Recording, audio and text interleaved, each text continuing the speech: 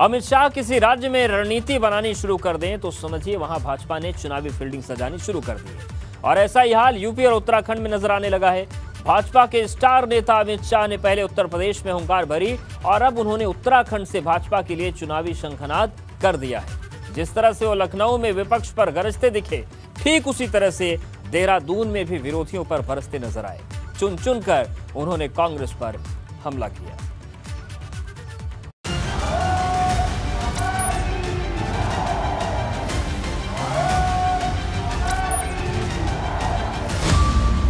दो 2022 में पहाड़ विजय के लिए भाजपा का अटल दांव। अटल जी ने उत्तराखंड को बनाया है। उत्तराखंड का विकास करने का हमारा नैतिक दायित्व है, हमारी जिम्मेदारी। विकास पर 85 वाला पासा, जीत की 100% आशा। मित्रों, 85,000 करोड़ के प्रोजेक्ट एक छोटे से राज्य में मोदी जी ने एक 5 साल के अंदर भेजने का काम करा है। देवभूमि में शाह की दहाड़, कांग्रेस को खुला चैलेंज। हमने 85% से ज्यादा हमारे वादे समाप्त कर दिए, 85%। और मैं यहाँ पर चैलेंज देकर जाता हूँ रावत साहब को कि रावत साहब, आप कांग्रेस में थे, उसका घोषणा पत्र था, आपकी सरकार में रहते, मुख्यमंत्री के नाते सारी घोषणाओं थी, इसका सूची बना दो। मैं मेरे युवा मोर्चा के अध्यक्ष को भेजता हूं, यहां हो जाए देहरादून के चौराहे पर 2-2 हाथ एक बार चर्चा। चुनावी माहौल में शाह का कांग्रेस पर चुन चुन कर हमला। मित्रों, ये लोग कभी उत्तराखंड का भला नहीं कर सकते, उत्तराखंड के गरीबों का भला केवल और केवल मोदी जी के नेतृत्व में, उत्तरगामी के नेतृत्व में भारतीय जनता पार्टी ने उत्तराखंड का भला कर सकती है और कोई नहीं। पहली रैली में शाह गरजे, कांग्रेस पर खूब बरसे। अब फंड एंड फंड पेंशन की बात थी। 70 साल तक राज करने वाली कांग्रेस भारतीय जनता पार्टी को दे दी। मोदी जी को आपने प्रधानमंत्री बनाया, एक ही झटके में 2016 में उनका अधिकार देने का काम ये भारतीय जनता पार्टी की सरकार। मुश्किल वक्त में शाह का लापता गंज वाला हमला। अभी कांग्रेस वालों को इलेक्शन जब आता है तब इनकी सीजन आ जाती है, तुरंत नए कपड़े सिला देते। 5 साल तक कहा थे कोई हिसाब किताब, और जब इलेक्शन आता है अलग अलग मुद्दों पर धरना, प्रदर्शन, प्रेस कॉन्फ्रेंस। कांग्रेस पर शाही स्ट्राइक, पहाड़ पर चुनावी फाइट।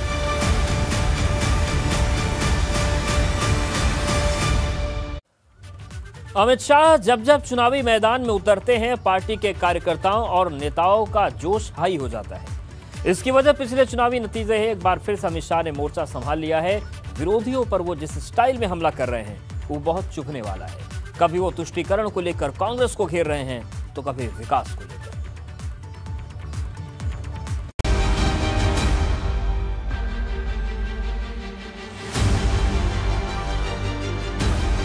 जीत का प्लान लेकर अमित शाह उत्तराखंड पहुंचे तो निशाना सीधे कांग्रेस पर था। देहरादून में जनसभा को संबोधित करते हुए अमित शाह की जुबान पर अपनी सरकार की योजनाओं के गुणगान से ज्यादा कांग्रेस की कमियों का जिक्र दिखा। बार बार वो कांग्रेस का नाम लेते, खुलकर कांग्रेस के नेताओं को चुनौती देते और उत्तराखंड की जनता से भाजपा के लिए प्यार मांगते दिखे। न जाने कितने युवा ये आंदोलन करते करते मांग पर, उत्तराखंड की मांग पर शहीद हो गए।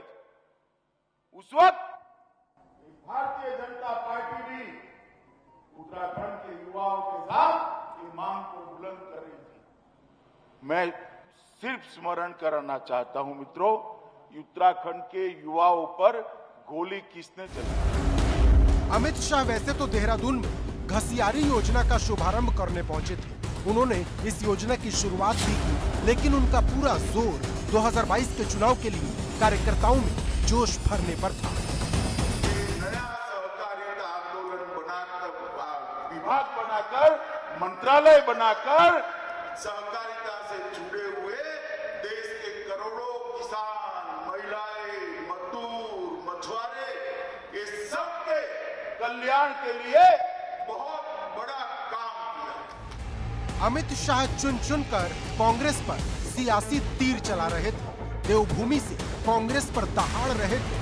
2022 के लिए कांग्रेस के बड़े बड़े नेताओं को ललकार रहे थे और विकास के मुद्दे पर भाजपा का कद बढ़ा रहे थे। कि आपकी भी 10 साल सरकार रही थी, सरदार मनमोहन सिंह इसके प्रधानमंत्री थे, रही थी या नहीं रही थी? बताओ भाई, रही थी ना।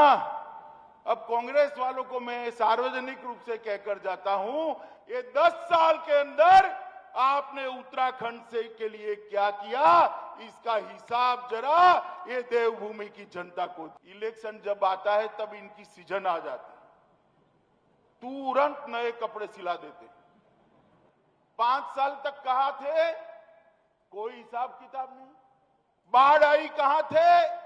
कोई हिसाब किताब नहीं। किसी भी चुनाव के लिए भाजपा की नीति स्पष्ट होती है। चुनाव किस मुद्दे पर लड़ना है, ये भाजपा पहले से ही तय कर लेती है। अमित शाह ने देहरादून से हुंकार भरते हुए ये साफ कर दिया कि पार्टी का एजेंडा क्या होगा और विपक्ष को किन किन मुद्दों पर घेरा जाएगा। कांग्रेस को घेरने के लिए भाजपा के पास तुष्टीकरण वाला भी एक पुराना मुद्दा है। मैं आया था, कुछ लोग मुझे मिलने आ गए, मेरा काफिला रुक गया था, तो मैंने पूछा भाई क्या हुआ? तो कि साहब आपको मालूम नहीं है शुक्रवार है। मैं क्यों शुक्रवार को क्या होता है? मैं तो थोड़ा सोचने लगा कि मुझे मेरा जनरल नॉलेज वीक हो गया, शुक्रवार में क्या होता है? तो उसने कहा शुक्रवार को नेशनल हाईवे बंद कर वहां नमाज पढ़ने की इजाजत दे देते हैं। शुक्रवार को छुट्टी देने की भी हिमाकत करने की सोची थी इन्होंने। मित्रों, ये तुष्टीकरण और एपीसमेंट करने वाले कभी भी देवभूमि का काम नहीं। अमित शाह ने पहले उत्तर प्रदेश में चुनावी फील्डिंग सजाई और अब उत्तराखंड में 2 दिन में उन्होंने 2 राज्यों में भाजपा का चुनावी एजेंडा सेट कर दिया है। Bureau report, ABP Ganga. Uttarakhand में भाजपा ने बिल्कुल नया माहौल सजाया है। नए नए मुख्यमंत्री बने हैं, नई नई नीतियां हैं, योजनाएं बनाई जा रही हैं और विपक्ष पर नए नए हमले भी किए जा रहे हैं। अमित शाह ने कांग्रेस के नेता हरीश रावत को नाम लेकर खुला चैलेंज दे दिया। ये चैलेंज था विकास कार्यों के मुद्दे पर बहस का। हरीश रावत ने भी देर नहीं लगाई, फौरन बहस की चुनौती को स्वीकार कर लिया और गेंद वापस भाजपा के पाले में डाल दी। लेकिन आज अमित शाह के मंच से कई तरह के संदेश भी सामने आए।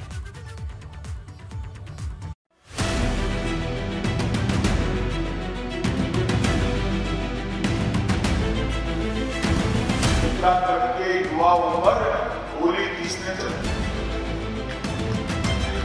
जरा याद करने का।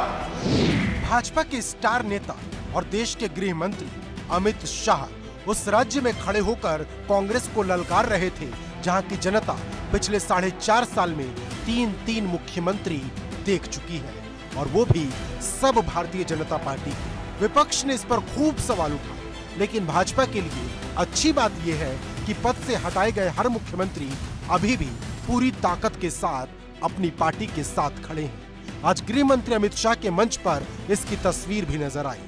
मंच के एक कोने में त्रिवेंद्र सिंह रावत बैठे थे, दूसरे कोने में तीरथ सिंह रावत बैठे थे और पुष्कर धामी अमित शाह के साथ बीच में बैठे थे। पार्टी के दिग्गज नेताओं को मंच पर जगह दी गई थी, सबको सम्मान दिया गया और कार्यकर्ताओं में जोश भरा गया।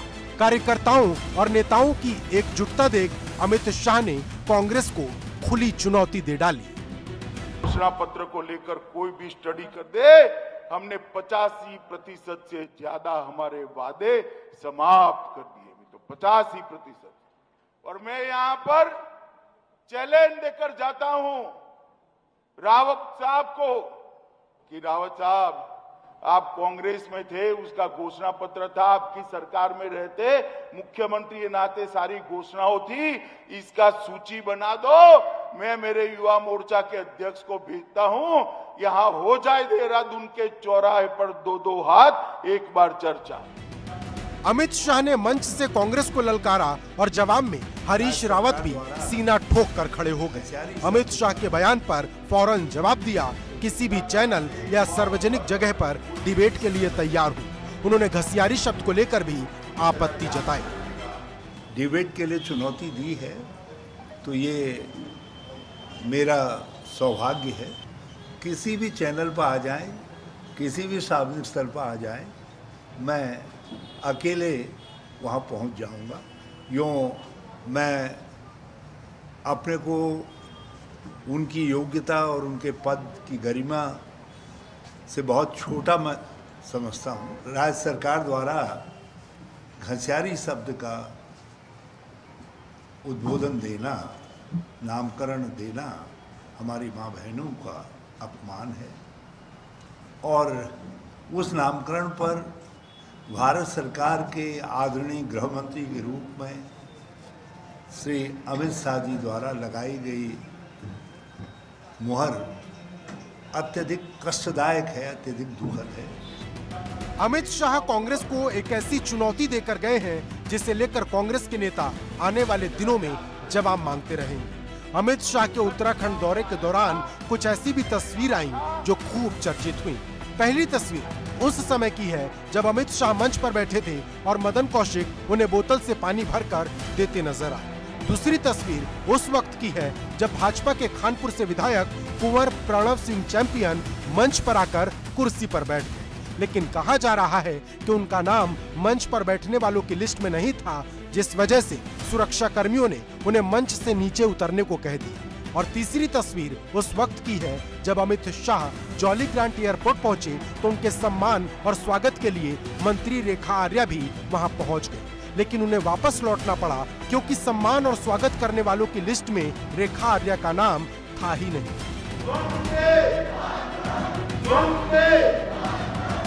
Bureau report, ABP Ganga.